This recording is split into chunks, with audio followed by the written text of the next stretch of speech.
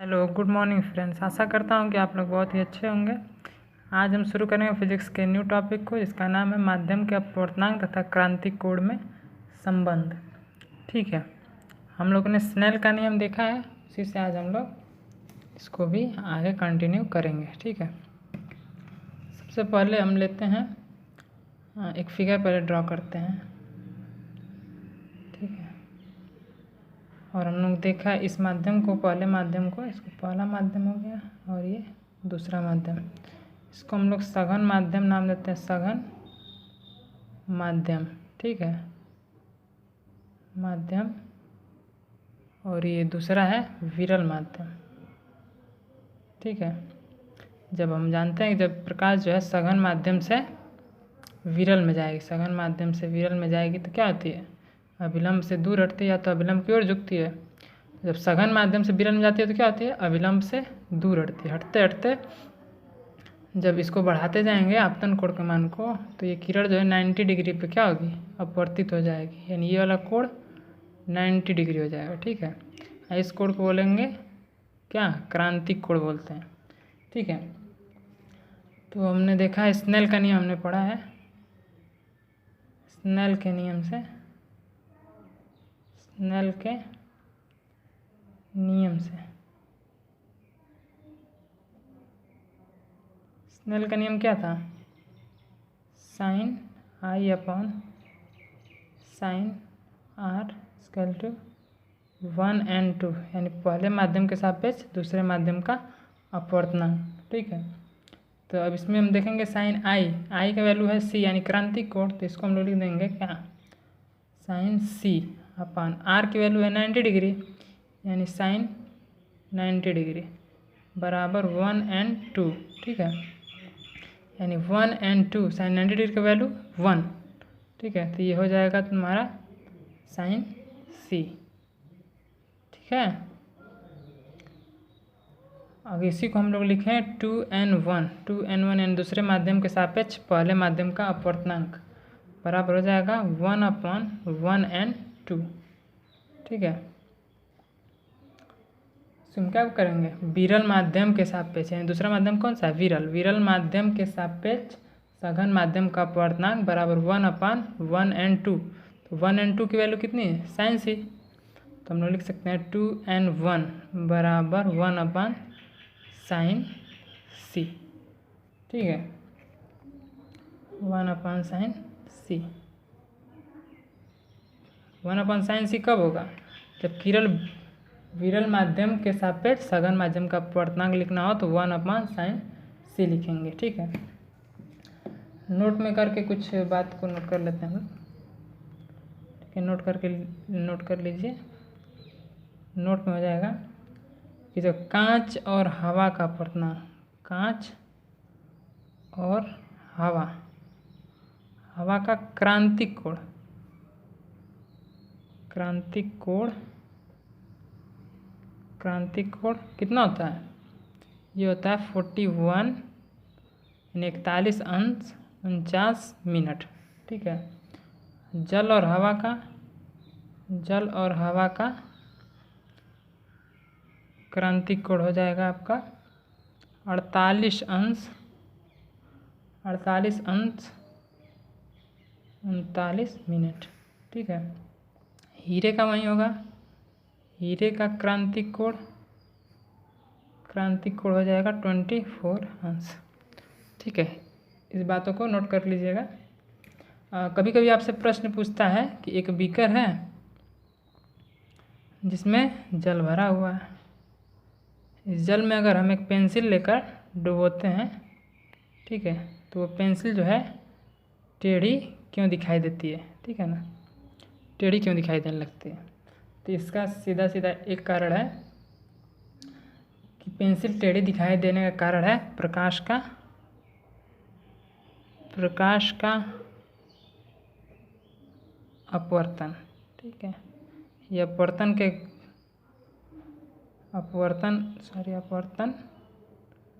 कारण इसको लिख लेते हैं अपवर्तन की घटना के कारण जो है क्या होती है, जल में डूबी पेंसिल टेढ़ी दिखाई देती है।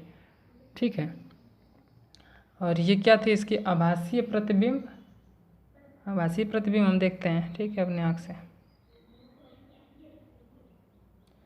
और ये देखिएगा कभी कभी ये क्वेश्चन करके पूछ लेता है, और नेक्स्ट क्वेश्चन ऐसे करके पूछ लेता है कि मान लीजिए ANW का मान दिया हुआ है और वास्तविक लंबाई, पेंसिल की वास्तविक लंबाई दी हुई है और आभासी लंबाई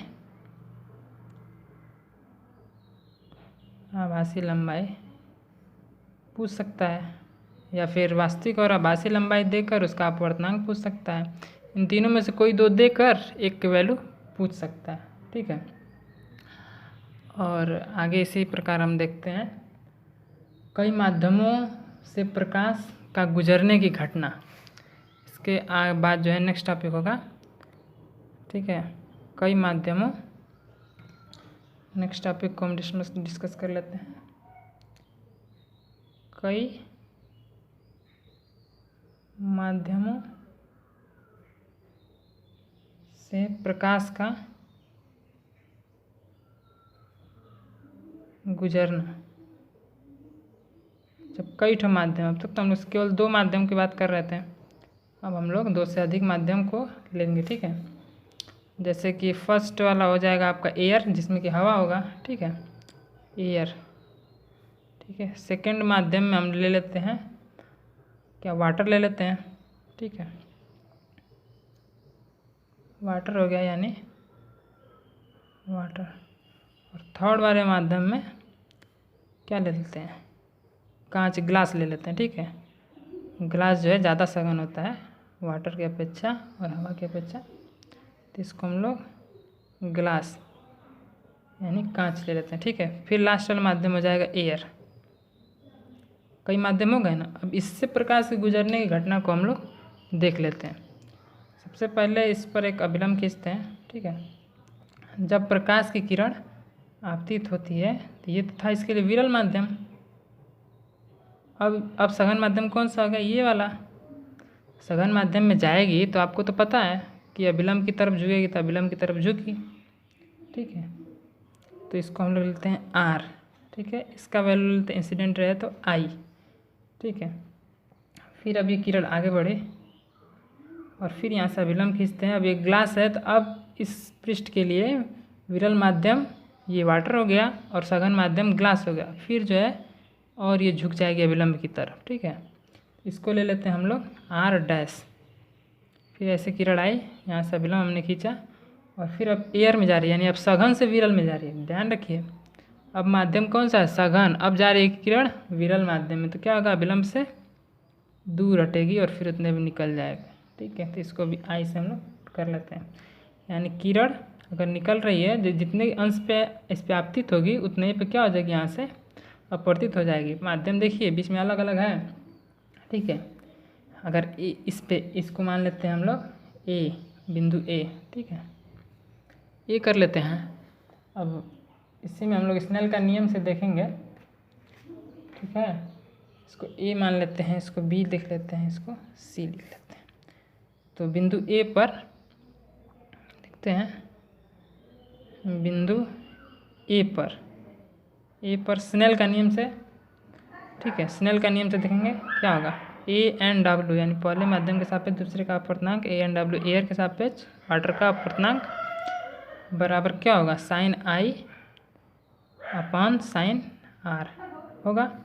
बिंदु B पर वैसे ही देखते हैं, बिंदु B पर हो जाएगा आपका क्या, अब WNG यानी कि इसका मतलब हो जाएगा, इसके लिए अब आपतन कोण का मान क्या हो जाएगा, इसके लिए आपतन कोण का मान हो जाएगा साइन R।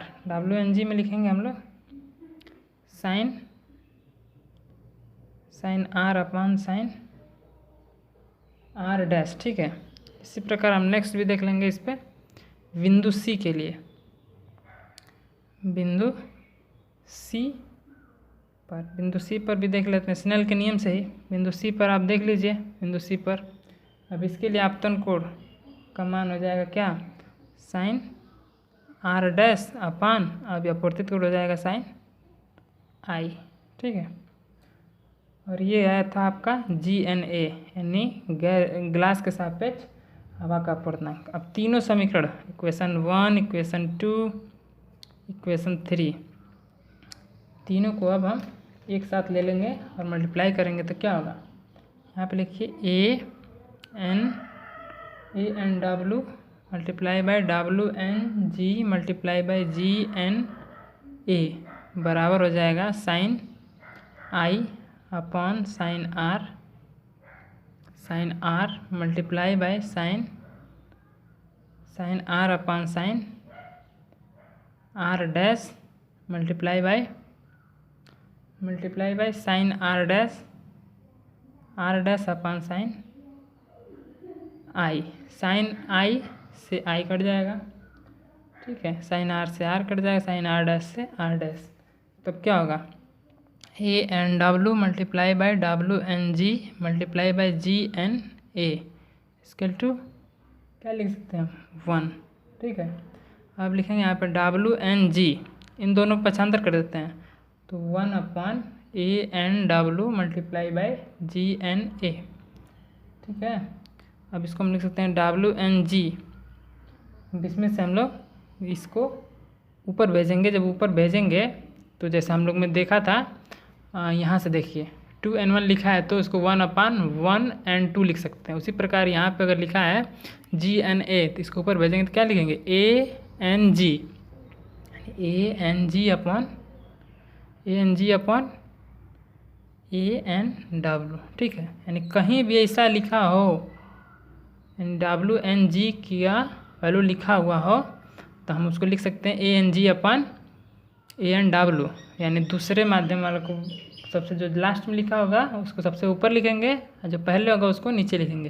यानी जल के सापेक्ष ग्लास यानी कि वाटर के सापेक्ष ग्लास का अपवर्तनांक लिखा है तो उसको हवा के सापेक्ष ग्लास का अपवर्तनांक बटे में हवा के सापेक्ष जल का अपवर्तनांक लिखेंगे, ठीक है। अब नेक्स्ट टॉपिक में हम लोग शुरू करेंगे गोलीय दर्पण, ठीक है। Thank you friends, bye.